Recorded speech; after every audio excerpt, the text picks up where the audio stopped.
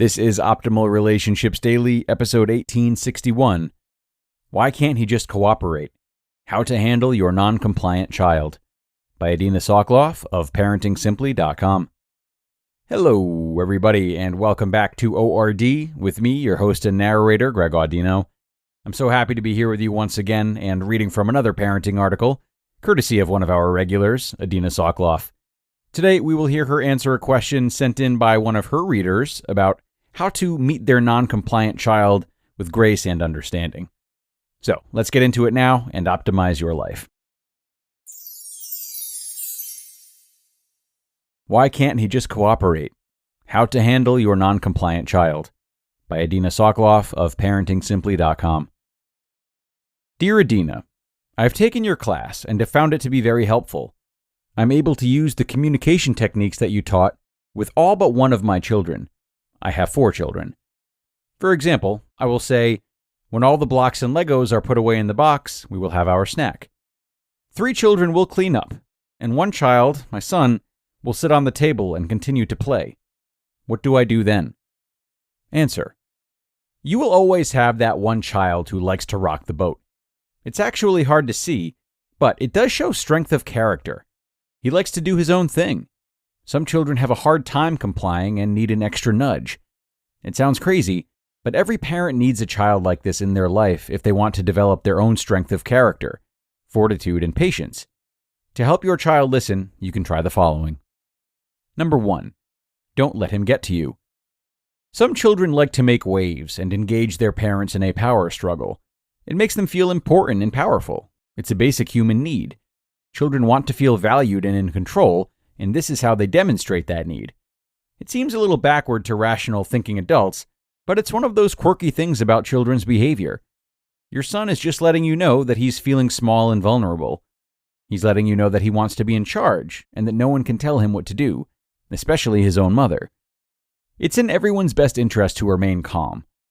You might be thinking, he's doing this to bother me, he's always so difficult. But instead, you can try to change your frame of mind. Try saying to yourself, this child needs some of my time. He needs me to help him feel important. I can do this. I can be creative and help him cooperate. You can retrain your brain to think positive thoughts. This will help you have better interactions with your child. Number 2, remind him of his goodness and his abilities.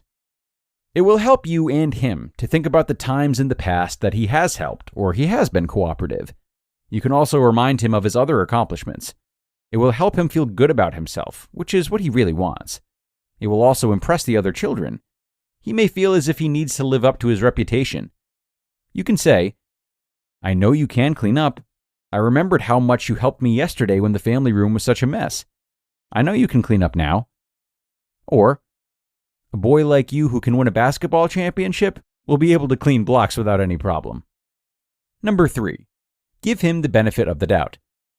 It's always valuable to judge children favorably and reflect children's difficult feelings. Children are often dealing with some tough emotions. It's hard for children to listen and do things that they don't want to do. It's also hard to not be in charge when you so want to be. Once we understand this, we can view children with compassion. This can help us gain their cooperation. In this case, you can say, oh boy, something must be really bothering you and making you upset.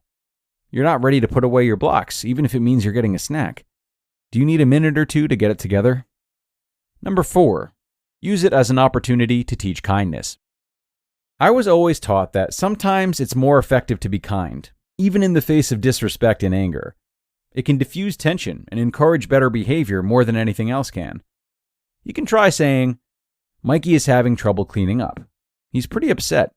Can we give him a break today and do his job for him? Mikey, don't worry about cleaning up today. This morning you helped me get the baby his breakfast, and you carried the baby to the car. You look like you can use a rest. Guys, let's clean up. I'm sure Mikey will reciprocate when one of us is having a tough day. Number 5, give him what he needs. It would also be helpful to acknowledge his need for extra attention and help him feel valued. This can be done very simply. You can whisper in his ear, I know you're having a hard time right now. After you finish cleaning up, let's talk about when we can make a time to go out together. Number 6, assign positive intent. Another way to help him cooperate is to assume that he wants to help, but that he just didn't hear you. You can say, "You probably didn't hear that it's time to clean up, Mikey. It's time to clean up." Number 7. Give him time to transition. Your son might have trouble transitioning from one activity to another. You might want to give him a warning to let him know that cleanup time will be coming up in 5 or 10 minutes. You can say, "Cleanup time will start in 5 minutes. If you need more than 5 minutes to finish playing, let me know.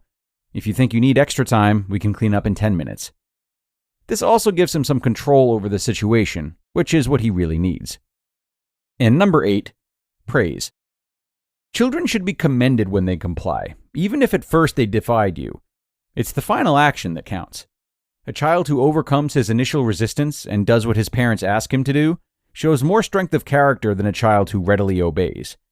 Children who have a tough time following rules need to hear that it's normal to feel oppositional, and that they're not bad for feeling that way. This will ensure that there will be more cooperation in the future. He will be more aware of his personality, and he'll be able to control his impulses more effectively. You can say, "You cleaned up, even if you didn't want to. It's so hard to do something that other people tell you that you have to do. That shows strength of character. You should be proud of yourself." It is ironic, but non-compliant children need more compassion, more patience, and an extra dose of sensitivity. They will push our buttons like no one else can, but they can also teach us that we have the stamina and the endurance that we need to deal with difficult parenting situations. You just listened to the post titled, "Why Can't He Just Cooperate? How to Handle Your Non-Compliant Child?" by Adina Soclof of ParentingSimply.com. On August 23rd, the summer event Ahsoka arrives on Disney+. Witness the thrilling adventure of former Jedi Knight Ahsoka Tano as she uncovers a disturbing new threat to the galaxy far, far away. Don't miss the 2-episode premiere event of the highly anticipated Star Wars series Ahsoka, streaming August 23rd, only on Disney+. This episode is brought to you by Shopify. No matter how big you want to grow, Shopify gives you everything you need to take your business to the next level. Shopify is the commerce platform that makes it easy to show up and sell exactly the way you want to. No need to code or design. Sign up for your $1 per month trial period today. Visit shopify.com/offer23 to get started. And there we have it. Thank you so much to Adina for sharing this one today. I think this article is just such a good kind of grounding summation of all of her teachings. And it really reflects what I believe one of her core teaching beliefs is. And that is getting on the same side as your children by seeking to understand them as opposed to working against them. What she's describing in this article is an instinct that we all sort of had as children and usually follows us into adulthood. And that is that acting out in a way that seems aggressive and rebellious is, it's ultimately because we feel slighted or insecure. Listeners of this show and others in the network have likely heard many times throughout our readings that there's always a sense of fear or vulnerability embedding inappropriate or hostile behavior.